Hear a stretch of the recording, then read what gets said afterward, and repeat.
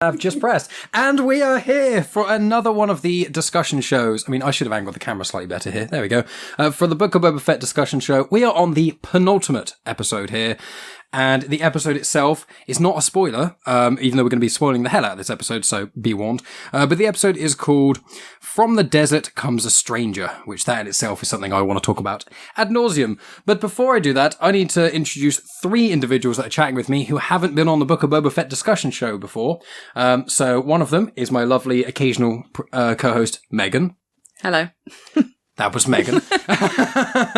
And then I've also got Ms. Tonya. You can tell that I'm not a podcaster. You are. You do more podcasts than most people who claim to be podcasters. True. Who do like 3 episodes and then bail. We've also got Tonya Todd. Say hello. Or any other words. Meow. There we go. Fine enough. And then Rhea Carrigan. Hello. Wonderful. And that's it. And now I'm going to talk for the next hour. Thanks for joining me, guys. I was taking the lead from Megan. Yeah. We only respond in one-word answers. Well, that'll make this a lot shorter then. Oh my God. I'm so tempted to do that now, although I don't think I actually can. I mean, Rhea, I'm a rambler, but you two are a rambler. Yeah. We're both ramblers of the Comics Emotion family. That's not... if I'm the worst, that's fine. But you are second. I'm terrible. In a good way, though. It's delightful listening to you natter on. It really is. It is great, and we get to plug all of our stuff at the end, and obviously I'll include links in the show notes. But let's get straight into it. So, as we haven't heard any of your thoughts on Book of Boba Fett thus far, before this episode, so episodes chapters 1 to 5, I'm going to quickly ask you guys just for a few sentences of your general thoughts and things. Megan, would you like to start us off? You can say 2 words if you want. That's right. I know. I'm enjoying it. I am enjoying it. I think it has been a bit slow at points, but I am enjoying it. Yeah. However, like, as much as I love the last 2 episodes, they're not really Boba Fett. They're like extra Mandalorian episodes, which I find kind of odd because they're the ones that I've enjoyed the most. It's the book of featuring Boba Fett. Yeah. Fennec Shan's been in it more than he has, which is even more weird in the last 2 episodes. But yeah, as a whole, I'm enjoying it. I didn't really have any expectations for it, to be honest. So Yeah. Awesome. It's awesome. So let's go to Tonya next then. What were your thoughts from episode 1 to 5 leading up to this? I am also enjoying it. I'm not a Boba Fett super fan, but I do like him. He isn't someone I consider just background, and I was excited for the series, but it did start out very slowly. I'm concerned with some of the structure issues, and then it does concern me that the last 2 episodes were the best, but he had so little screen time in them. I don't think it's his fault. I think it's the writing. I don't think it has anything to do with the actor or the character. I think it's the writing. Yeah. There's a lot to say about the structure of this show, and my S's are very whistly today as well, so apologies for that. So Rhea, now I've gone to you last because there was a shocking revelation in the Comics in Motion Discord channel that you had finished season 1 of The Mandalorian until a couple of weeks ago. So how was Mandalorian Series 1? How was Mandalorian Series 2? And how has Book of Boba Fett been? Keep in mind, we haven't got infinite amount of time here. So generally in brief, before we get into let's this not main make episode. this your episode where we focus on The Mandalorian instead of focusing on Boba Fett. We did that a year or so ago. But go ahead, Rhea. So Mandalorian, loved it, absolutely loved it, completely in love with it, obsessed with it, keep on thinking about it. I think it helped that I completely binged 2 seasons. So I went back to the very start, even though we'd watched like the first 4 episodes. So then binged it. And I just think it's brilliant. I think you've had a lot of conversations about this. I think it's a really enriching show in part of the Star Wars universe. And I think it feels like the Star Wars universe. The Book of Boba Fett, as those of you in our Discord channel will know, boo! I haven't enjoyed it until Mando's come into it. I actively disliked the first 3 episodes, really disliked them. And I know lots of people warmed up to the show in episode 2. I did not. I didn't like any of the tropes. I thought it was tired. I thought it's been done so many times, and I don't think it was particularly well handled. And then the biker gang in episode 3. And I was just Shiniest That was the bikes worst. in the galaxy on the On a dustiest desert planet. and it's just like, and it's like teen trash. Now, I like both good teen stuff and bad teen stuff. Like, I like bad teen trash a lot. I consume a lot of it. I also consume a lot of good teen young adult stuff that is amazing. And it is neither of those things. And it is not also, like, it is not Star Wars. And I hate people who say that in general, because that's not my Star Wars. Ugh, bugger off. I've got no time for that. But like, I am just like, I'm sorry, fucking teen biker gang with, like you said, that shiniest bikes, and they're just awful. And I feel so sorry for the actors who are in those roles, because I think they're just given such shit to do, just to stand around being like, I've got my cyborg guy. Can't remember any of their names. Like, Exactly. They aren't memorable. Exactly. I don't know a single name. I think Right? one's called Drag. I think the guy with the cyber guy is called God. Drag. I think. They make me think of like a shit version of the, like, what was it? The cyber mice from Mars. That was like a TV But the show. biker mice Biker from mice Mars. from Biker Mice from Mars, which is amazing, and I forgot about it until you just said it. That is awesome. Yeah, the Um, gangs are not great. No, but then warmed up a bit more in episode 4, episode 5, absolutely loved, and then we'll obviously start talking about episode 6 in a little minute. So I do have to ask, because you started watching Boba Fett and then Mike was like, you need to watch Mandalorian. So you went back and binged, right? Yes. So when you got to the Boba Fett episode in Mandalorian, you got to experience it having already heard his theme music. Because when I went back to watch it, because this series was not giving me the Boba Fett that I wanted to see, I went back and watched that, and it's like, they're using his theme music already. It is so cool to watch it with that aspect. It was amazing, and I loved seeing Boba Fett in Mandalorian. It worked really well for me that way. Right. You know, like, you're a Buffy and Angel fan. When you watch the Buffy and Angel Clarify. simultaneously, Make sure you don't say any spoilers, because we've only just finished I've series just finished Okay. series 3. So, and I've seen it all. She has not. So there's big things that happen series 4 onwards. So do not say anything but about them, please. there's some crossover, and when you were watching it live, it was amazing. You were like, this is so fantastically structured, and how they dipped in each other's show.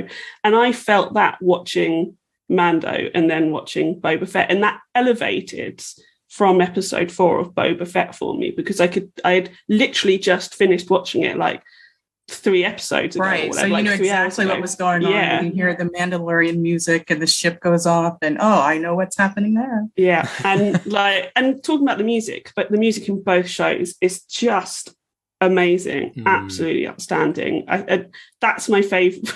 It's not my favorite thing about Book of Boba Fett, but I think But it's a wonderful aspect of yeah. it. And like, I get tingles every time the music comes on. Yeah, the music in itself is amazing, and I will just say with the whole of Book of Boba Fett, you know, this episode was exactly what I did and didn't want for this episode, for the show, because in short, I loved the episode, but I didn't love it being a Book of Boba Fett episode. And anyone who's listened to the previous discussion I did last week knows that I said, I think I was talking to Ben, and I said, like, I know what they're going to do. They're going to go ahead and do another Mando episode. I don't want them to, but I do, because I enjoyed episode 5 so much more than anything else. It's that kind of thing where it's like I know what I want and I know what I need, and they're two different things. I need the next episode to be all about Boba Fett and to bring me back and think Boba Fett's amazing. And then this episode was like, let's get even further away. Let's go off the planet. It's like, let's go do characters that weren't even in the show at all. It's like, okay. That's the thing, is when they, as much as I love Grogu, and I was really excited to see Grogu because he's the greatest. But like, I was like, this isn't Boba Fett. I was like, this is carrying on the story of the Mandalorian. And I was like, then I got really upset because they didn't get to see each other. I like got genuinely teary because I was like, they just want to be friends. But I They came just all wanna this be way. together. Yeah, exactly.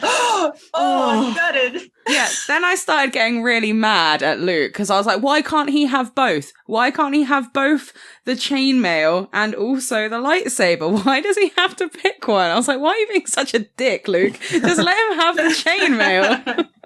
I mean, we all know what's going to happen. That's we'll get to that in a minute, but we all know what's going to happen, don't we? Because of Kylo So it Ren. really was a great Star Wars presentation, but it wasn't it's called Book of Boba Fett. Yeah. Those two aspects, book and Boba Fett, are missing because it does not feel like this is a continuous story for any character. And then Boba Fett is supposed to be the star. Shouldn't he have a little more screen time? No, clearly not. I mean, in the episode, Yeah, but I don't think it's because it's not about Boba Fett that No, I know.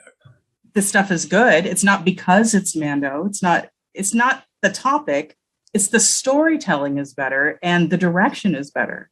yeah. I mean, like you said, it's meant to be like the Book of Boba Fett makes it sound like it's going to be one continuous story about this one person, but at the moment, it kind of feels like it's like loads of like little Bounty hunters. short stories. Or many Book of chapters Bounty of that Like person's anthologies. story, but it's still not about that one person. Yeah. That's where it doesn't make sense. Yeah, for me, it's the Book of Bounty Hunters because you've got Fennec Shand, you've got Boba Yeah. Fett, you obviously had Cad Bane at the end of. That's exactly what they should have done. And it's just like doing all those things as well. You would, I mean, I was hoping that Bosk was going to come into it, or Dengar, some of the other cool bounty hunters that we know of, but Bosca's the lizard man, isn't he? Trandoshan, yeah, because you saw other members of his species there. So, Black Chrysanthemum, he's technically speaking kind of a bounty hunter. So you've got all these bounty hunters in this show, and the least interesting one is the titular character, which is very frustrating in many ways.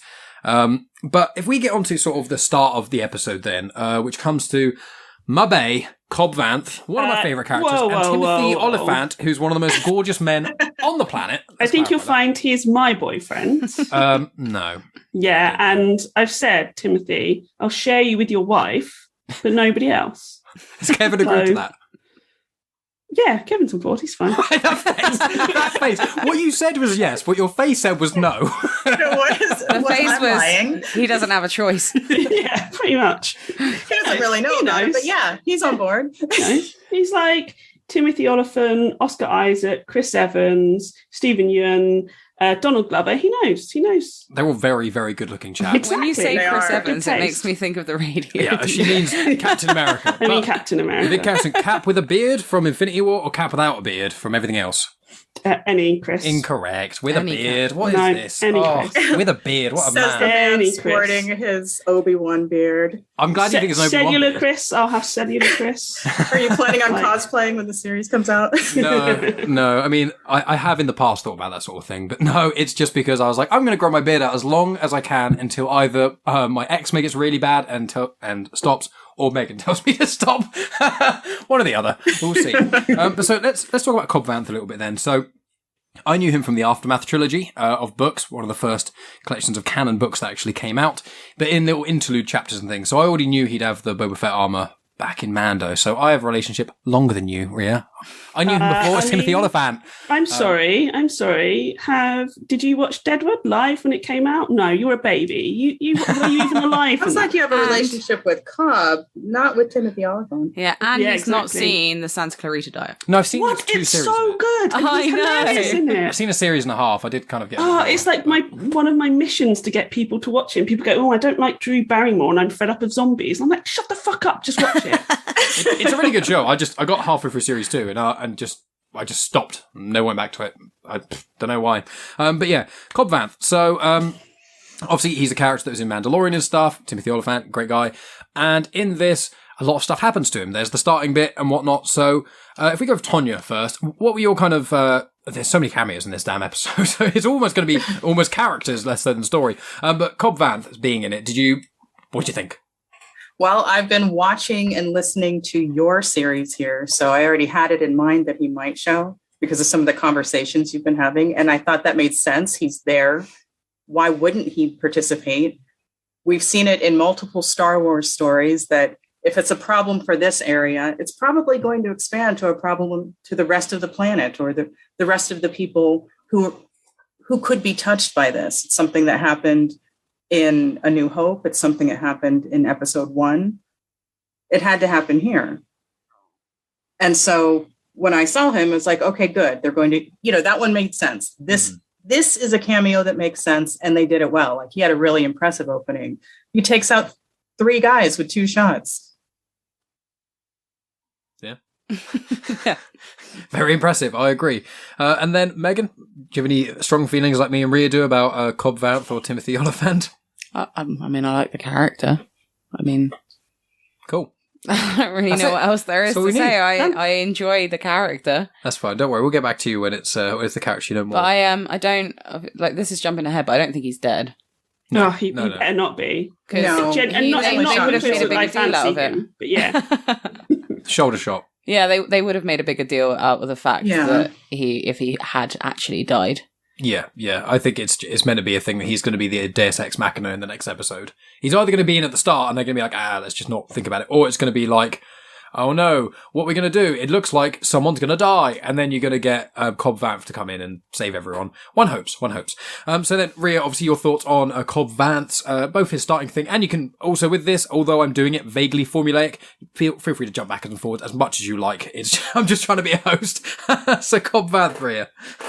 Yeah, I loved it. For me, one of the reasons I liked this episode, and specifically the stuff on Tatooine, is it was doing the Western stuff well. And I think the opening with him sets that up, and there's that beautiful moment where he says, they leave the spice chest, and he could take that away, get all the credits and stuff for it, but no, he just kicks it open and lets it blow into the wind, and that's the trope done well, that he is a good guy and he is not there for the money or whatever. He just wants to keep his people safe. And I think it's just that for me was absolutely perfect for the episode. I was then a little bit disappointed when we went off world, although when we talk about it, because Grogu's so cute. And just like his relationship with Mando is just like one of just the best on-screen relationships. They both deliver it so well.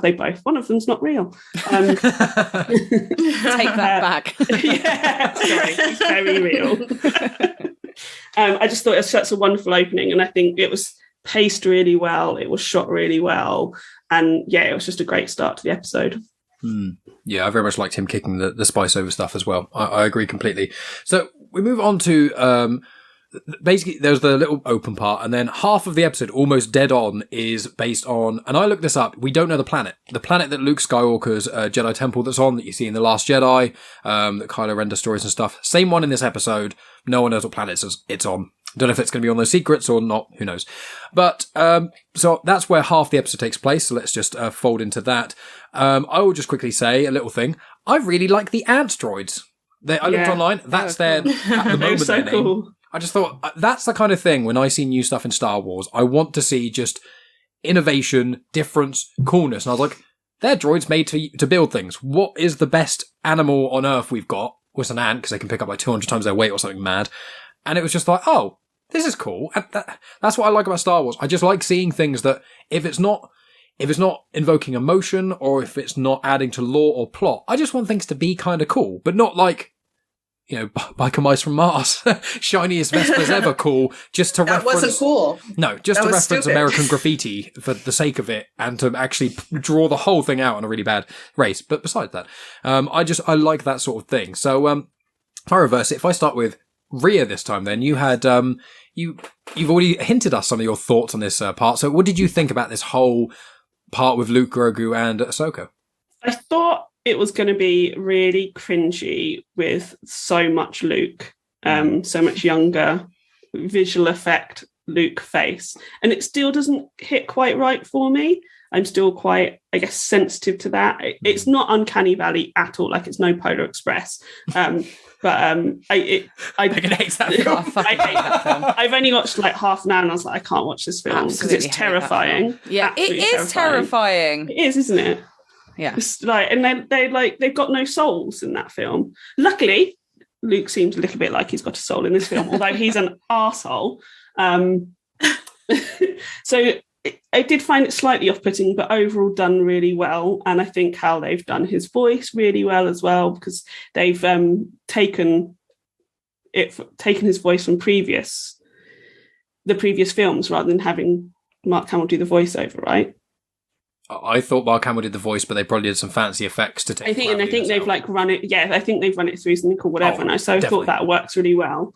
I sort of liked the training stuff, although I didn't think it was anything we've seen anything new. I think it's stuff we've all seen before. Apart from Grogu's so sassy, and I love it. He's so obsessed with eating frogs and frog eggs and shit like that. I love it. Dude, he's just like, it's just hungry. He's just a little kid, so hungry. And I think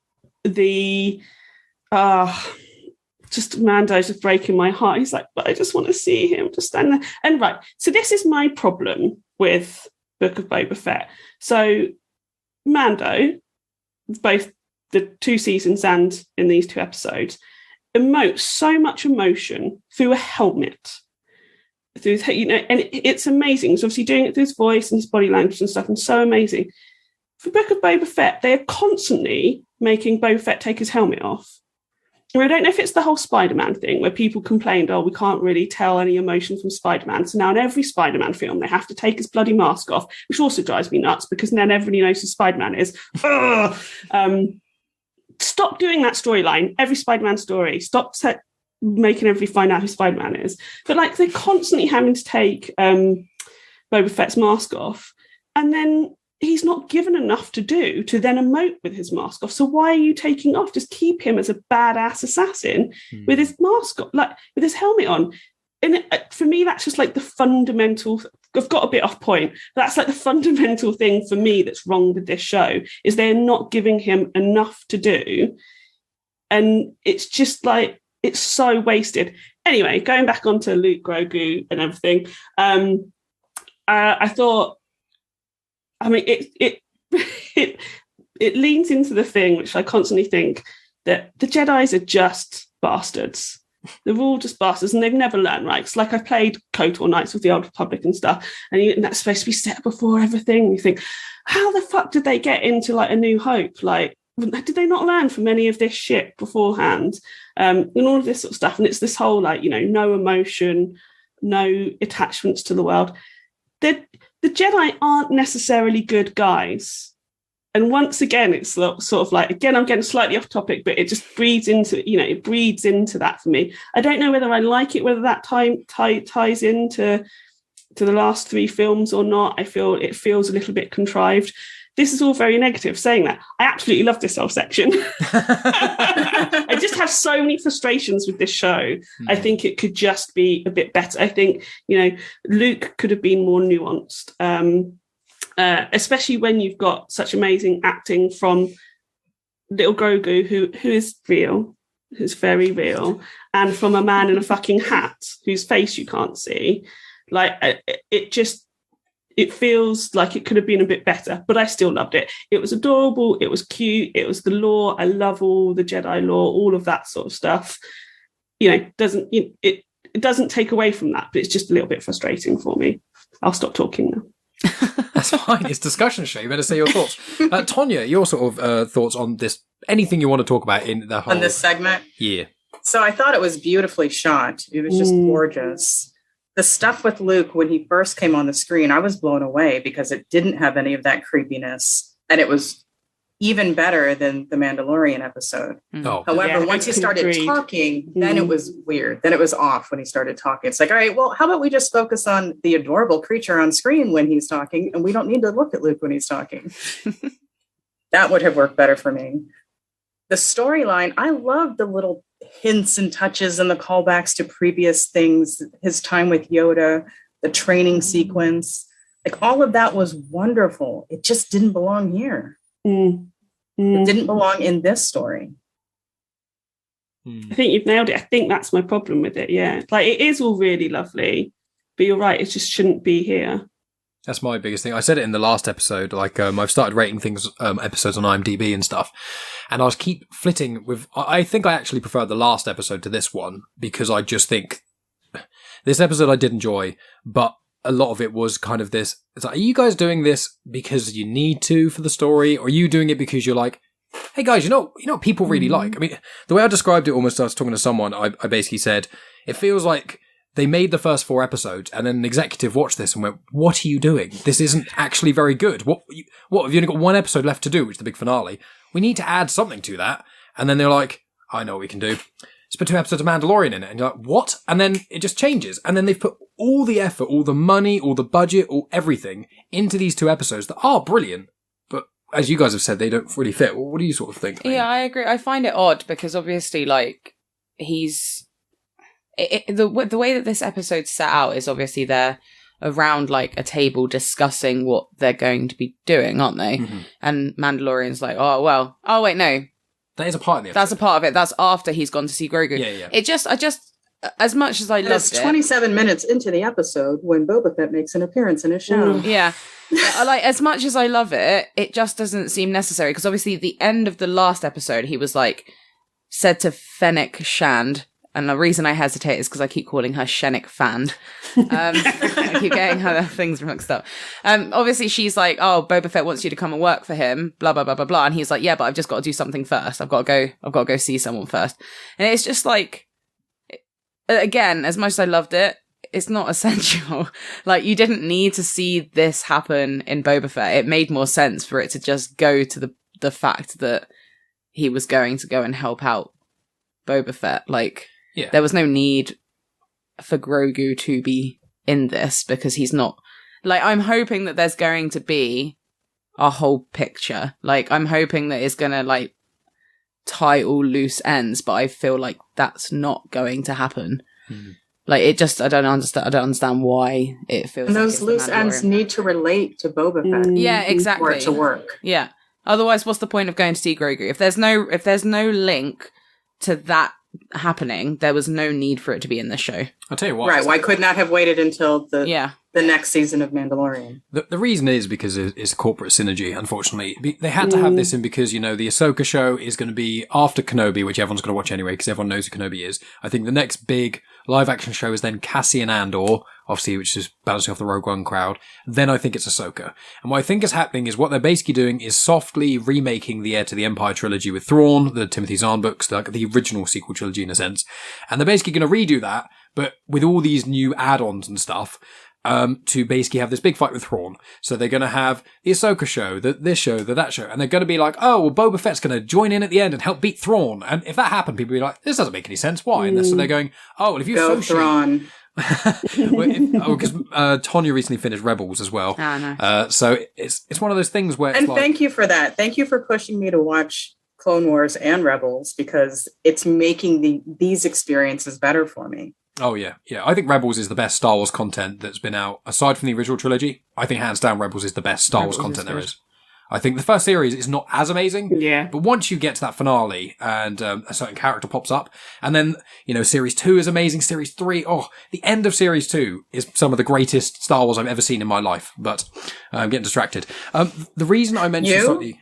I know, crazy. I'm going to be the host. I'm going to be keeping this on the rails. And the reason slightly earlier I mentioned my IMDb ratings was because I would give this episode and the last episode like a 10 out of 10 on how much I enjoyed it. They're not perfect. So it's like a 9.5, but I'm a bit optimistic, so I'd go 10. But I kept giving them 9s because I'm like, this would be a 10 if it wasn't in Book of Boba Fett. Why did they do it? So the last episode of last episode of Book of Boba Fett, rather, was the first episode of Book of Boba Fett as a prologue. And it was just a thing, and maybe it came out like a month before Book of Boba Fett came out. And it was just, here's a little prologue-y thing. And then right at the end, you get Fennec Shand. We would have watched it. It didn't have to have its own thing. It's like we would totally watch it because it's Star Wars content. Exactly. And then you'd get, if they then made the first 4 episodes of Book of Boba Fett into more so 3, cut a bit of things out there, like that crap speeder chase that went on for ages, shift that down to 3 episodes.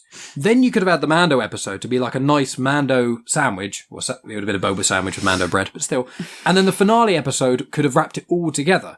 Whereas instead it's feel like, here's a show that's, it's starting to pick up. Episode 4 is arguably one of the better ones of it. We're starting to pick things up, and then we're going to stop here, and for almost 2 entire episodes take a break, and then the finale is going to be the Avengers team up.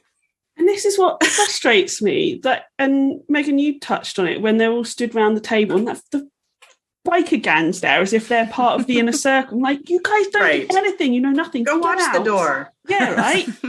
And then it's that, and they're suddenly like, oh yeah, so thanks to Mando and not Chewbacca, we've got loads of people on our side. And I was like, when did that happen? Why haven't you shown us that? Why haven't you shown being what Mando then has to go and do with Cobb and Freetown? that would have been amazing, seeing everybody gearing up. Get those emotional heartstrings going by going to the people of Tatooine who need Boba to stand up for them, because apparently he's now a good guy or an anti-hero or whatever. Ugh, don't even get me started on that.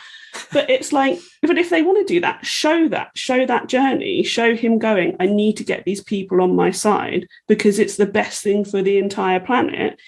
Even though I would have rolled my eyes, I would have got on board with that. Instead, they just stood round looking at their stupid map with the lame biker gang going, we've got everybody, let's go sort it out. What?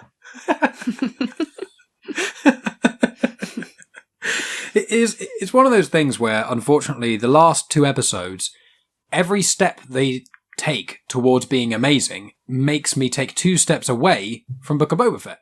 I said this in the last episode. I was like, when I rewatch Book of Boba Fett, probably if there's a Series 2 that comes out or Mando Series 3, I'm just going to... maybe the first episode, because I quite like the Sarlacc stuff. Maybe. But I'm going to skip Series 2. Like the Tusken stuff, it was a trope. It was, the white man savior stuff. I know Tamara Morrison's technically not, strictly speaking, but I'm not going to get into that. But, it's that general trope. But I was like, oh, but it's building to something. And I was like, oh, they're just a story plot to make the main baddie become good. And oh, fuck off. All that wasted time to do all that.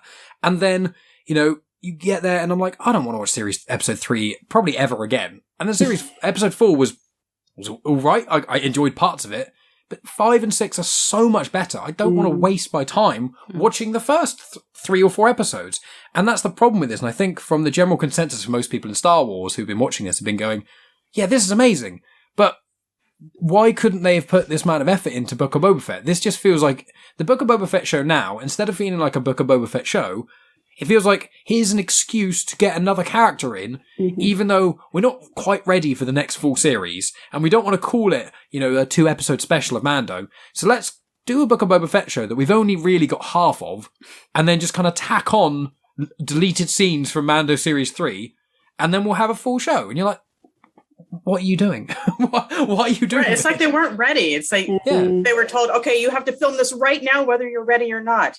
But that's not the way it works, especially for a show like that owned by Disney. That's not how it works. You have the money, take your time, tell the story properly. You could have filmed all of this and then decided, the best way to tell this story is to group all of this together, and we'll call that one episode.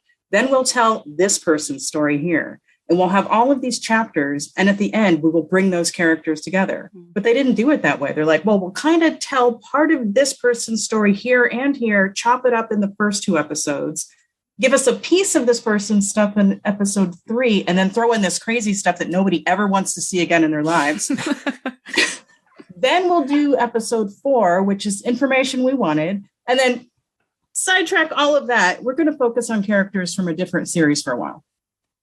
Yeah, exactly. Can I, also something that rubbed me a little bit the wrong way, like Rhea kind of touched upon it earlier about like the Jedi kind of just being dicks, really.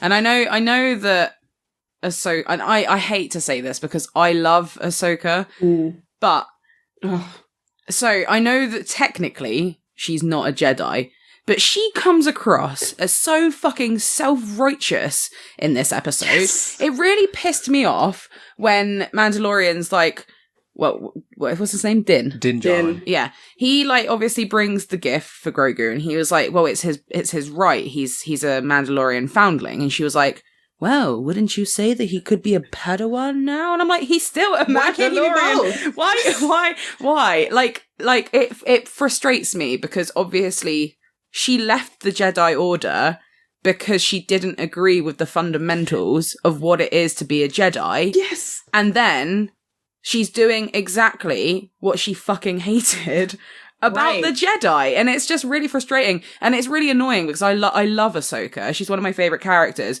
But she just rubbed me the wrong way in this episode. I was like, why are you being so cryptic? It's really frustrating. Oh, is he? Oh, do you really think that? Fuck off back into the trees. Is that what he wants? As a biracial person, it offended me because it's like, no, you have to choose. Which part of your family are you going to deny? You must make this decision. It's like, no, I'm both of my races. I'm not going to be one or the other. Yeah, and also, before she became a Padawan, she obviously has a species. To group. Right. So it's not like she became a Padawan. Say it again, Mike. Togruta. Togruta. So she's a Togruta, but that doesn't mean that she's not that anymore because she became part of the Jedi Order. And therefore, what happens to her after she leaves the Jedi? She's not a Jedi. What is she? Just a Force, wielder? Force user. User? Yeah, I mean, in Legends it was called a Grey Jedi, but in canon they're staring really far away from that term. It's one of those things with Ahsoka, because this is one of the reasons why I think I prefer the prior episode, because this episode felt like there was a lot of stuff that happened that was cool, but for the sake of it, as opposed to what was needed. Whereas the last episode, I found every scene, every 2 minutes, added something. And I'm like you. Ahsoka, I think, is one of the best characters in all of Star Wars.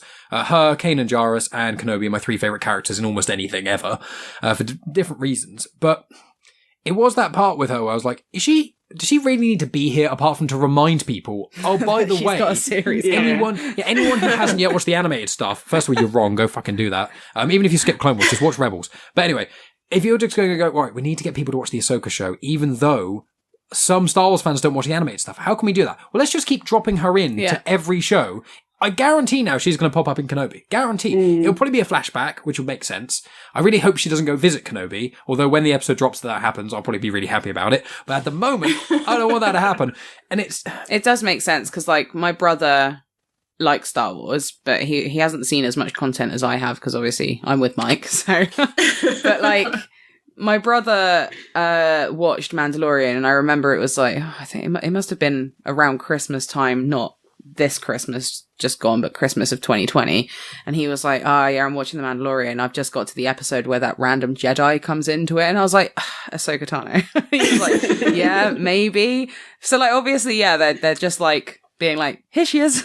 This is a character that you should know about. Yeah, and it's a little bit frustrating. But her cameo there was awesome. The cameo here was well, he wasn't going to give it to the droid. We needed him to interact with someone who will have a conversation with him. Yeah. Yeah, although R2, it's nice seeing him in it. But then why was she there? That's the thing. Well, multiple people asked her that. He was like, why are you here? And then Luke was like, am I ever going to see you again? It's why are you here? That scene right there was wait, she wasn't just already there and with you for this purpose? So why was she here? Why did she happen to be here at the same time that he's delivering this armor? That just felt very contrived. I think what annoys me... you go, Mike. You go. Thank you. I was about to say, for people who don't know who she is or aren't as embedded in Star Wars as well, I don't think this episode would make them go and watch her own standalone show. No. You'll just be like... No, she didn't even reference what her plan is. Don't you have a Thrawn to find? What are you doing? Well, Disney paid me a lot of money, so I'm just coming over to this planet for a little bit. I was already in the aesthetic on the Ahsoka set. They were filming at the same time. Thought I'd toddle on down here and give you guys a wave. Just comes in improvs. Yeah, well, I was about to say in improvs, because what did any of her lines bring to anything? Nothing. So she was like, I'll just say some random lines and I'll be mysterious and get away with it. She was just talking in riddles. Yeah, so because Luke wasn't doing enough training. When we saw Luke being trained by Yoda, he was talking in loads of riddles, and then Luke references riddles, so you got to have Ahsoka doing something. Yeah, even the comment that was "You're so much like your father" really pissed me off as well. I was like, I get it, because obviously Anakin was your master, but it's just an odd comment to make. You're so much like your father. You're like a serial Especially as killer. Luke didn't exactly. Luke didn't know Anakin as Anakin. He only knew him as Darth Vader, right? He knew him for 30 seconds. Yeah, he turned at the end. Dragged Anakin to the ship and watched Anakin die. Because I would be like, I'm sorry, what the fuck? Which is another opportunity for us to point out that you can wear a mask and still emote, because we knew exactly what was going on through Darth Vader's mind when he's looking at the Emperor, looking at his son. He didn't have to take off his mask so we can go, oh, he's conflicted. And it works really well in the end of Return of the Jedi, before the interaction, when he checks out Luke's lightsaber, and then Luke goes off screen, and you've just got Vader there pondering for a little bit, which one of my favourite scenes. But also, unless you've seen other content, you wouldn't know that pre-Vader that he had a Padawan, would you? No, this is the thing. That's probably why they said it. Yeah, people watching this show would be like, "Well, how the fuck does she know Anakin? How does she know? How does she know what he was like pre-Vader?" That's probably why they did it. I don't think they did it. Yeah, but even then, they don't mention that Anakin was her master, so that's still kind of like, well, How does she know? That Obviously, would be we know. extra cryptic for someone who had not even watched the Clone Wars. And I think as well with it, what frustrated me is when I saw Ahsoka, first thing I said to Megan is she going to have that conversation with Luke saying, because I've seen fan art of it and this is my number one Star Wars, like, Wish. I was going to say the word fantasy, but that makes it sound sexual, which is not what I was going for. Literally just like Ahsoka meeting Luke, which I hope we get to see in the Ahsoka show maybe, or maybe it'll be in Cassian Andor. Who knows now? He'll be anywhere. But Or in the Kenobi series, maybe. Yeah. Because I mean, obviously, what's his name? Who? The guy who plays Anakin. Oh, Hayden Christensen. Yeah, he's coming back in it. There's going to be flashbacks, no doubt, with them in it. And Spoiler alert. I mean, Oh, sorry. soz. I didn't know. Didn't you? Oh, sorry. Oh, get wrecked. Nicely This done, is why Megan. I have trust issues. Oh, I'm You and sorry. Spider Dan killing me. Yeah. What did In Spider one Dan day say? as well. That's like in the same 24 hours. Oh, 'cause- Yeah, well, it actually wasn't spoiled for me with Spider Dan because I didn't even go in that whole track until it's like, okay, let me watch and then I will venture into this because I know people can't keep their mouths shut. yeah, I did have to tell him. I was like, spoilers. And yes, then you had to block out what he said. Anyway, Sorry, Tanya. Get over it. kind of what, to be fair, I had someone message me on Twitter hours before I finished work telling me or asking me a question about what happened in in this episode of Boba Fett. I'm even calling it Mandalorian. Damn it. But I was just going to quickly say, the thing I want the most is to have because when she said to Luke, it was clear they'd spoken before because she even referenced the conversation they had. She said, I told you he would be here. So obviously they've had communication before then. But I want to see Ahsoka's first meeting with Luke and for him to say to her, he came back to the light. And for her to like tear up or cry and get really emotional, like that's what I want. And then I was in this and I was like, is this the first time she gets to see Luke? It's like, oh no, they've had history. You don't get to see it.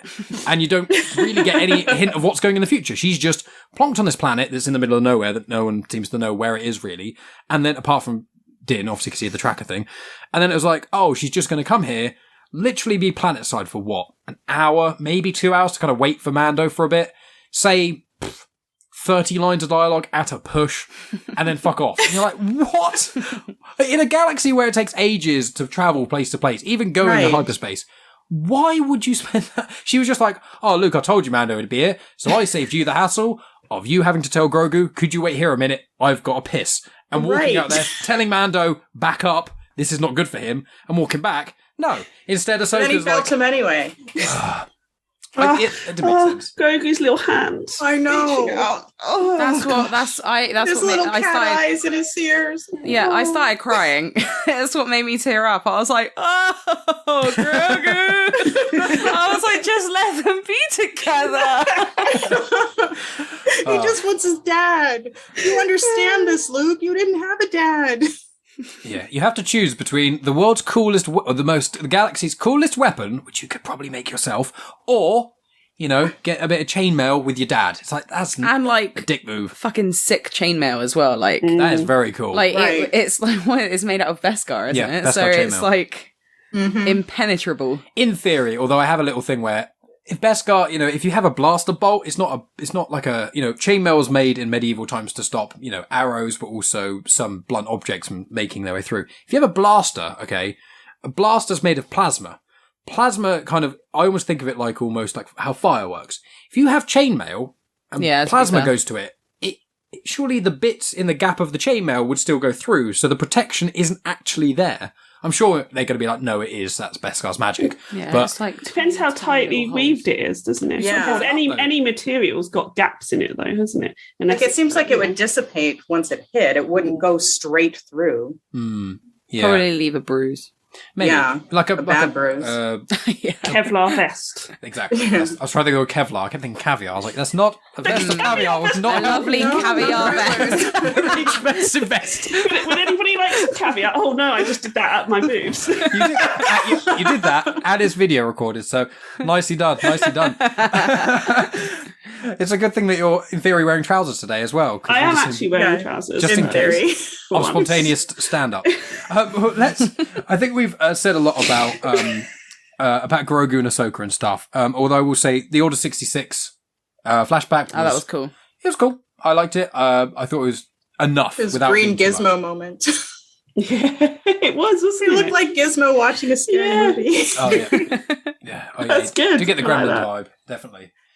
So we move on to sort of the last part of the episode, which is focusing around Cobb Vanth, basically, and his interaction with Cad Bane. So, Megan, do you have any thoughts on seeing Cad Bane in live action? I thought it was cool seeing him in live action. I don't like. You were like, what's his name? Cad Bane. He was like, is that Cad Bane? I was Within like, 1 second. I was like, I know the hat. I know that hat. no, that's what I said. I was like, Right. he's got his cowboy hat, so That it must iconic silhouette. be. It was cool seeing him in live action. But I didn't remember his eyes being that color. Yeah, she was like, "Is those eyes always red?" I was like, yes, they are, Megan. They're very red. It's red and blue is the two colours of. Yeah, he was cool.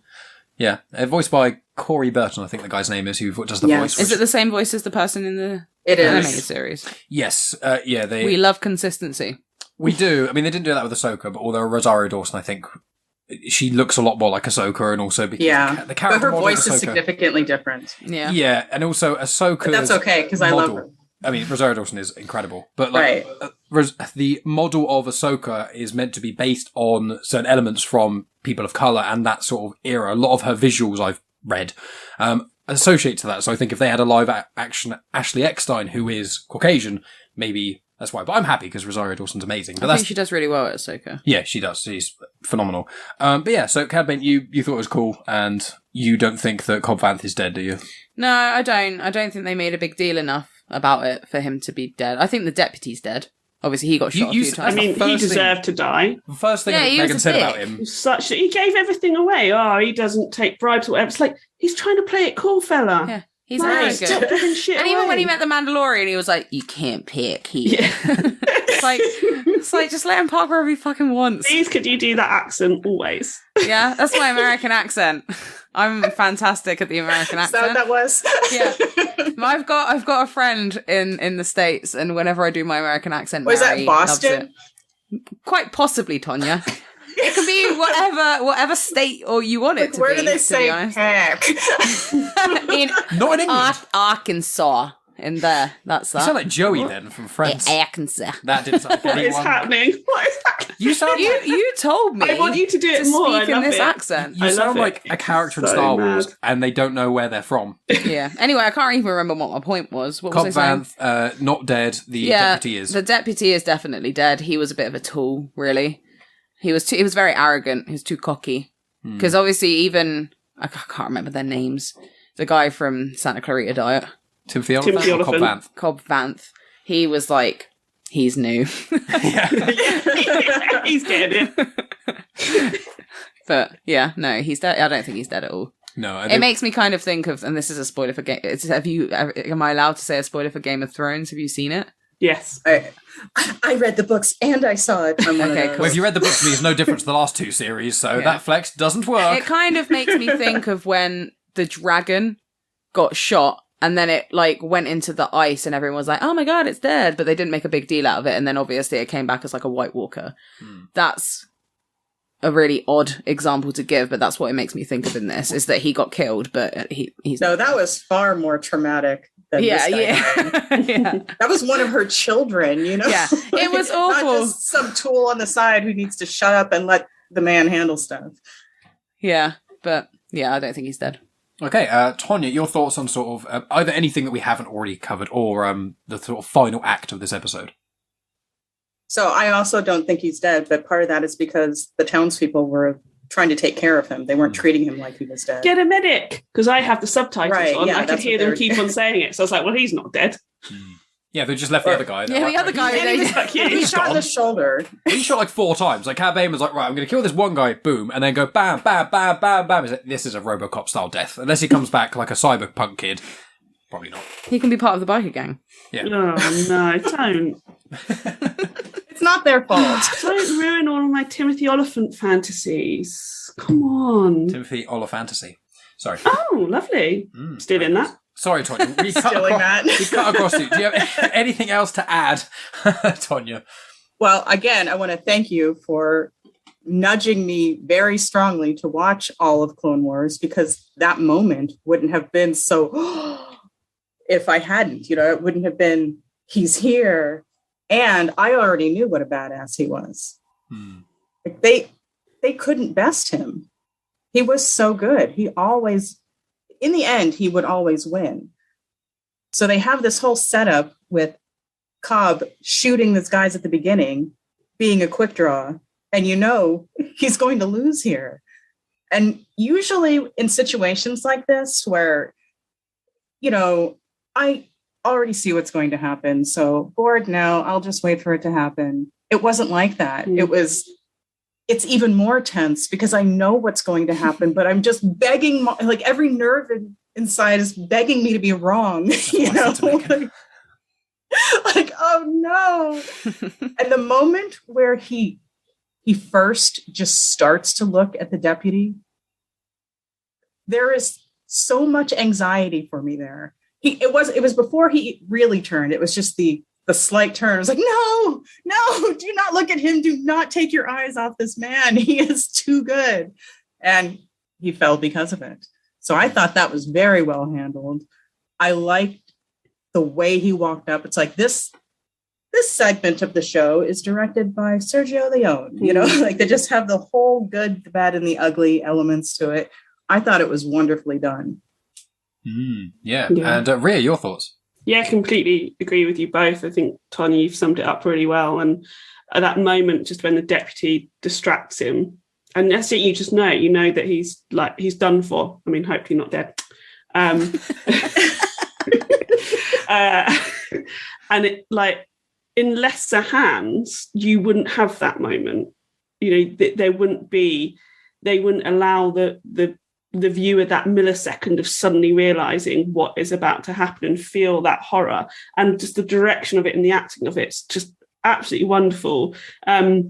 Whoever is, so for Cad Bane, I just thought both how he looks was fantastic, felt so real, like the realist I think that we've seen in this particular show of how people are, like, and I'm including like the stupid cyborg people and stuff like that, but even all of the other alien characters and things like that, you felt his presence, he felt so real. And that's obviously brought through, I don't know if he's got prosthetics as well as visual effects, but also the motion capture of it and the voice, which just absolutely blew me away. I thought that's, like, to me, that I'm quite a visual effects geek, and for me, like, that was pinnacle, putting visual effects in a show or movie that's just absolutely chef's kiss perfect. I just really liked it. I thought the tension, the direction, the pacing of it, exactly what Tonya said, that when you've got it at the beginning and they set Cobb up as, and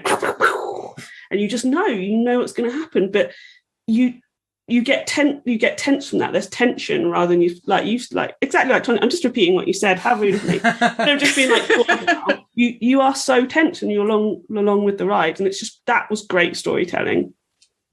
Yeah, I loved Cad Bane being in it. I thought everything you guys have said. Yeah, I agree completely with it. It's more evidencing the fact of how frustrating it is that they had the ability to have such an amazing show. They could have just put Cobb Vanth in it a bit more to begin with or stuff. I'd have loved this if, instead of some flashbacks of Boba Fett, I'd have loved for it to be the Cobb Vanth show. The Book of Cobb Vanth featuring Boba Fett. That's a show I'd watch. Disney, if you're listening. Want more Cobb Vanth. But yeah, I found it is really good. The episode's really good. This one and the last one are so good. I'd argue they're better than almost every episode of Mandalorian. I'd say I prefer the Ahsoka episode of Mando Series 2 and the finale of Mando Series 2. The Bo-Katan episode of Mando is pretty damn good as well, but I think these two are just so well done for such different reasons. This was just like here's references everywhere and cameos, and here's the Luke that you've been kind of wanting for a bit as well. Here's a bit of Grogu. Here's all this sort of stuff. And Cobb Vanth. This was just every character aside from Boba Fett that you wanted to see and more. And the last episode was, here is storytelling to just a almost perfect way where you can have fast actiony bits with the Darksaber at the start. You have cool slow parts with the building of the ship. You've got funny parts with Amy Sedaris being Pelimotto, and so many layers. So both episodes in different ways were done so well and so brilliant. It's just frustrating because you're like, well, what the fuck were you doing the last 4 episodes? Why Why do you have that crap speeder bike chase that was so uninspired? It was so slow. boring. Yeah. And then it was the slowest car chase I've ever watched. It was like fast forward. That wasn't done for comedic purposes. Yes, I was about to say Ryan Johnson film, completely gone out of my head. Funnily enough, with Chris Evans, and they have the slow car chase. What the hell's it called? The Knives Out. Knives Out. I was about to say Knives Out. I couldn't remember the car chase. It's a movie I could only watch once because I can't deal with all that puking. Great movie. We'll never watch it again. Yeah. They have a purposefully slow car chase. It's brilliant because she's like, I don't know how to drive really fast, and the police are chasing them and stuff like that. And it's the speeder is just like, at least make it funny. Like, right, because there's no tension here. Yes. Give us some entertainment value rather than what is happening right now. And it was Zero Sum as well. I was like, they're chasing this guy. It's like, well, who are they chasing? The mayor's assistant? The term is Major Domo. But it's the mayor's assistant. Yeah. The assistant to the mayor. Yeah. Nice. That was good. I got the Buffy reference earlier as well, so 2 for 2. You're doing well. But I think that's the thing, isn't it? It's like, where is the jeopardy for Boba Fett in this? I felt jeopardy for all the other characters, and shouldn't we be feeling that for Boba? Like, what are his stakes? Yeah, exactly. This is bad storytelling. What are his stakes? Yeah. Who's the main character? What does he want? Why can't he get it? What happens if he doesn't get it? Can you answer any of those questions? But it's like Fennec Shand. She's just so much more interesting than Boba Fett. And when you see a bit of her in the Bad Batch animated series, which, apologies, you haven't started watching it. I just saw that episode. Okay, I haven't watched it, let's be honest. Okay, well, that's fine. But she's in that, and I've no doubt that Cad Bane's then going to be in Series 2 of Bad Batch, and he's going to have an interaction with young Boba Fett and stuff, because the ding on Boba's helmet is actually from Cad Bane. But, Spoiler alert. I mean, no, because that was in a unreleased, not fully imaged episode of the Clone Wars. So they made 4 episodes of Clone Wars when Clone Wars got cancelled that they released on the internet. And one of them is it's like PlayStation 1 graphics, but the worst games. Do you remember I showed you one of the screenshots where you'd see what they look like when it's not fully mastered? My love, you show me a lot of things. That's true. Well, you can watch them, and they were That's canon. the nicest way to say it. Yeah. They were canon. I wasn't paying attention. I mean, I talk a lot. I was probably playing Candy Crush. Yeah, maybe. I mean, it was a while ago, to be fair. But that happens in there, so it's not a spoiler. But they've then taken that episode off, so I think they're going to redo that part in Bad Batch. Who knows? I'm not really upset. I was just teasing you. I know, that's fine. So we'll get to the end here. So I'll say, obviously, we've only got one episode to go. And this is the other thing. Like, when you said that this was the penultimate episode, I was like, really? I was like, how can it be the end? Nothing's really happened. Exactly. They haven't even finished setting up what the storyline is. Like, I literally don't know what the purpose of what they're doing. Obviously, they want to bring down the Pike Syndicate. That's it. But that's literally all we know, is that they want to bring down the Pike Syndicate. Yeah. It feels like they had an idea for the show, and then halfway through, they just decided to not go with it. But because they'd done all the writing, filming, and everything of it, they're like, let's just keep this half as this. Because a lot of people, when I was speaking to the other guys for the first few episodes, everyone was like, this is not that great in certain places, but it's a build up to like a Soprano style, Game of Thrones style, houses, infighting. And then you got to episode 4 and they're like, nope, back to Mando. And then we're back at the end and go, we're going to fight the Pikes. So, well, what's the last episode? Either you're going to win and destroy them all, most likely, because you've got Black Chrysanthemum, Mando, Fennec Shand, and Boba Fett, the biker gang from Mars, as well as, Cobb Vanth and his crew. So you've got all these people. Let's just call them biker fodder, because we don't know their names. There's no need for them to continue after next episode. Oh, no, they're going to survive. You've said that.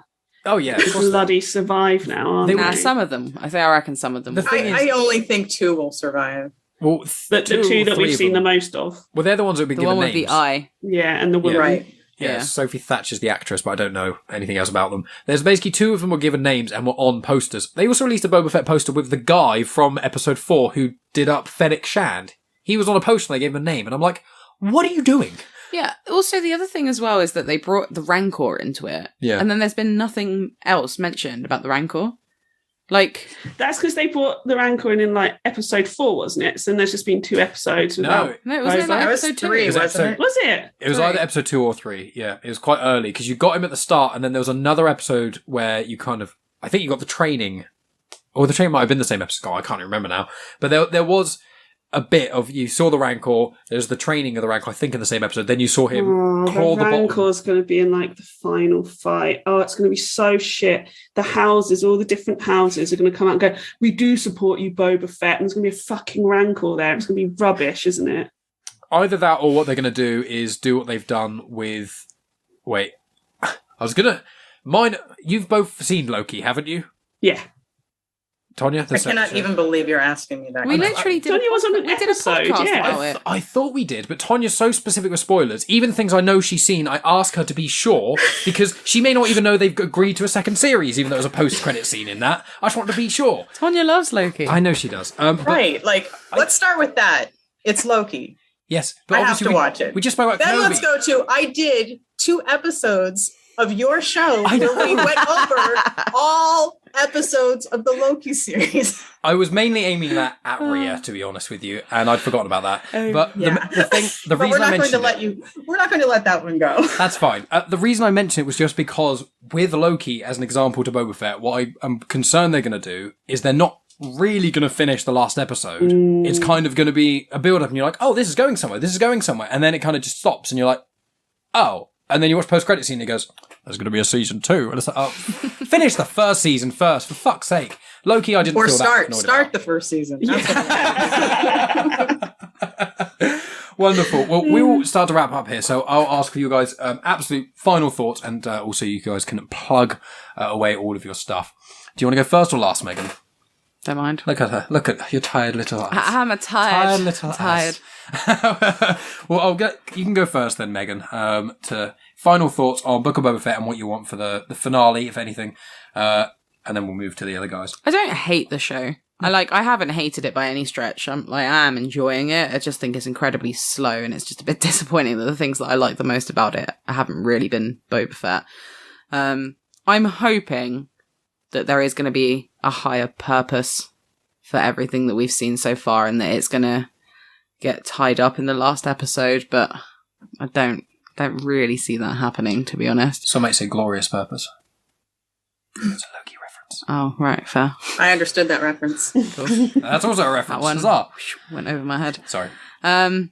Yeah, that's Rhea my should final get it. thoughts. You did, yeah. And so do you want to tell people where they can find you, apart from on my brilliant show, but... If you want to hear me podcast, you have to pay for it, because Yeah. I'm super Exclusive. That is the word. So yeah, I'm on Mike's Patreon feed with some afterthoughts. I do not have a podcast of my own, but I have an Instagram account. Of your own. If you want to follow that. And that's Grits Gets Fit. And I just basically post sweaty pictures of myself from doing exercise and food, because it's a tracking of my health and fitness journey. I think we should call it Mike Gets Fit, because judging by the Book of Boba Fett show, the amount that Boba Fett's been in his own show, Yeah. I've been in your Instagram more than he's been in his own show. So maybe we should call that, yeah. Anyway, sorry. So let's go with Rhea. What would you, final thoughts on this episode, what you want from the next one, and then your general plugs. I think I've probably said quite a lot because I talk quite a lot. No. I do hope the final episode isn't disappointing. I've really liked the last 2 episodes, but they are episodes of The Mandalorian. I feel like poor Boba Fett he's been done wrong, and I think he deserves more. I don't think they're going to resolve that in the final episode, but I do hope there's some badass action and like everybody gets a glory shot and stuff like that.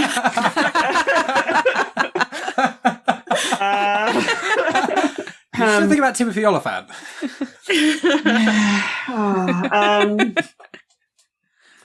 And I'm back. I hope everybody gets a moment. Oh, it's all coming out wrong. At least, where they get to go bam, bam, and blow shit up and look cool, fly and shit, and just look amazing. Because let's face it, the story's not going to go anywhere in this final episode. So let's make it look cool and have some fun.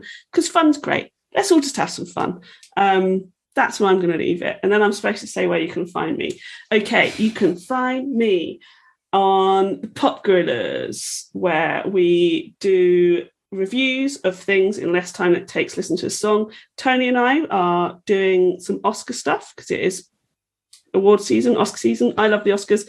I know they're ridiculous. I love them. They're awesome. So we're going to talk about things. I'm going to talk about Whiplash a lot because fuck that. It didn't get anything that it should have The drumming film or the drumming film? One of the best films ever made. It is a very good Exactly. Thank you very much. Where else can you find me? Film on Film. I've got an amazing episode with Tonya, which is hot right now because everybody's talking about Greece too. Yeah. Woo! So go listen to that. Fem on Film. Doing indie comic spotlights with Tony. I'll be popping up on 20th Century Geek really soon to talk about Mike Flanagan films and TV shows. I cannot wait. And then you can just find me everywhere at Ria Carrigan. Absolutely stellar. And Tonya, your go. I'm with Megan on this. I hope that they pull through in the end and make it worth it. I don't think that they will. I think you were right, Mike. I think they're going to pull a Loki and be like, I know you thought we were going to finish this story, but we just want you to watch the next season, which we were already going to do. You don't need to do that to us. I think they're going to lose people who were not already Star Wars fans by doing it that way, though. Yeah. But fingers crossed, it'll be worth it, and everyone gets their moment of glory. A lot less dirty than Rhea said it. Moment of glory, not a glory moment. Yes. Very eloquently put. And here's the thing. We didn't talk about Grogu's choice. I will be so disappointed if he chooses that lightsaber because he did not grow up on Star Wars movies. What he saw the lightsaber do was destroy his people. It doesn't make sense for this point in his story for him to choose the lightsaber of someone he barely remembers, if at all, over his father. You choose this. He's a baby. He can't even concentrate on not trying to eat the frog. It's too soon for him to choose the lightsaber. Like eventually, as an adult, sure, but as a baby, no. Yeah, and also, it's not believable for him to choose the lightsaber at this point. Yeah. And if he chooses the armor now, he can choose the lightsaber later, and I want him to get both. Yeah, and also, like, we know what happens to Luke's school. Right. So I don't want him to choose the lightsaber because exactly. I don't Princess want that Leia to be is his end. first student, not Grogu. Don't rewrite that. Yeah, yeah. That's true. Yeah. Well, and what is the point of having that little droid dome on the back of Din's ship if not for Grogu? Because it's for Grogu. It looks so cute. He's going to look so cute with his ears. And you can find me across social media at Ms. Tonya Todd. My website is www.mstonyatodd.com. If you want to watch my podcast from last year, it is the 52 Love podcast. It happens to be week 5, which is the week that Mike and Megan were on my show talking about poetry. Yeah. It's one of my favorite episodes, so I highly recommend that one. I thought you get emotional. Sorry, no, You're going to cry because you cried in the episode. I was like, oh, she's reliving it. She's like, I was like, I can't even remember. cried so much in the I can barely remember what I wrote. I was a sneeze. I was trying to stop a sneeze and it didn't come out, and now I just sound. You shouldn't have said that. For the people who are listening and not watching the episode, you could have said, I'm getting so choked up just thinking about the poem that he wrote for me. Well, because of Grogu. I guess I choked up thinking about Grogu. Either way. Right. No, unfortunately, it was a sneeze that never happened. Well, I like bless to do you anyway. Thank you. Well, whenever Megan's about to sneeze, I like to try and like shout in her face to stop her sneezing. Not in an aggressive way. That sounds really bad. But go, no, Megan, don't, no. And then it will stop her sneezing. And then she gets really Very annoyed. encouraging of you. It's really frustrating. Some of my students do it as well. Like, I'll be about to sneeze and they're like, say pineapple, it stops you sneezing. I'm like, you little shits. I don't want This is why to stop she's looking sneezing. for a new job.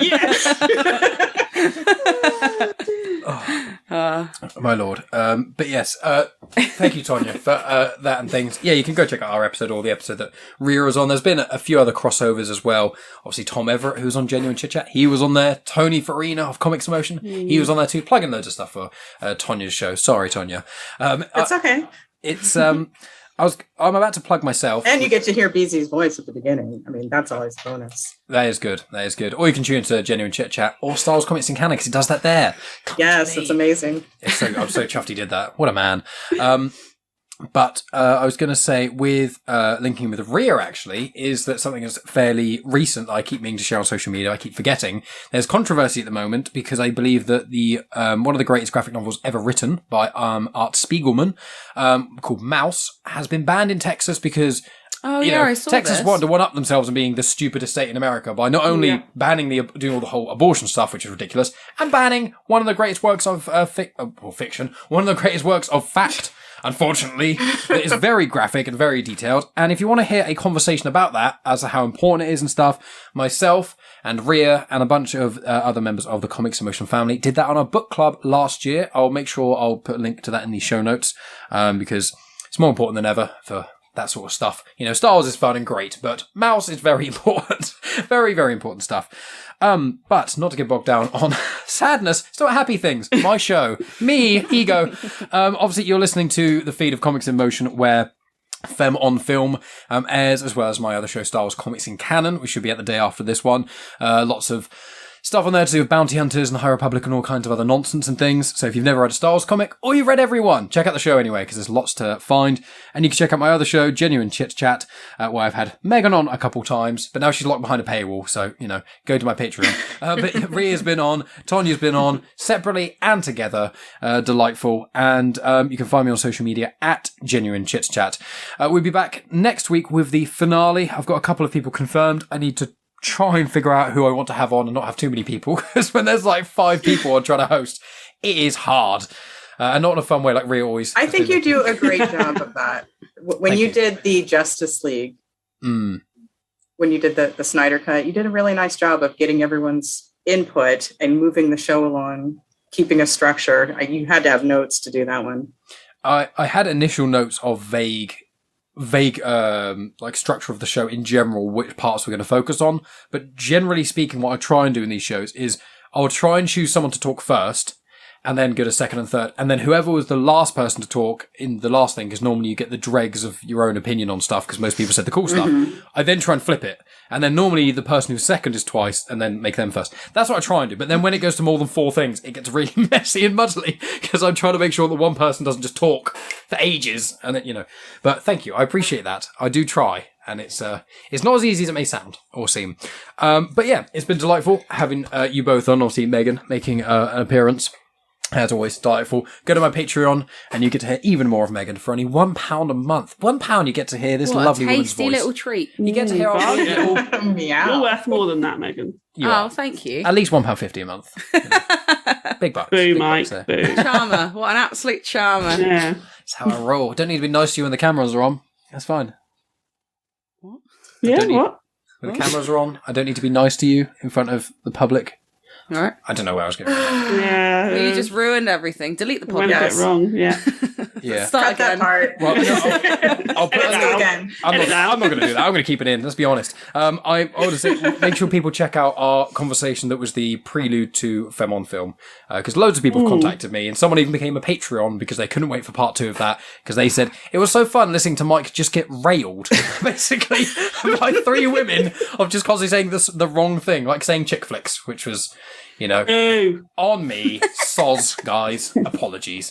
But thank you both, you both, and you, Megan, for coming on the show and chatting with me, Star Wars. It's always a delight, and I will be doing a Kenobi thing whenever that gets released, so I'll make sure at least one episode we can get the gang back together. Yes. So, and we'll figure out, maybe it can be the penultimate episode again. Maybe that can just be a theme. You guys come in right before the big finish, but we'll see. Thank you so much, guys, once again, and I'll talk to you soon. Bye. You're both waving. I was waiting for you to both say bye, and I'd stop recording. People at work are like, can you stop recording. waving? They're like, stop waving at the end of meetings, and I can't. I do it. Whereas I'm like, exit. Yeah, Right. Oh, You're like, shut the you're like, laptop. smile, smile, smile, leave.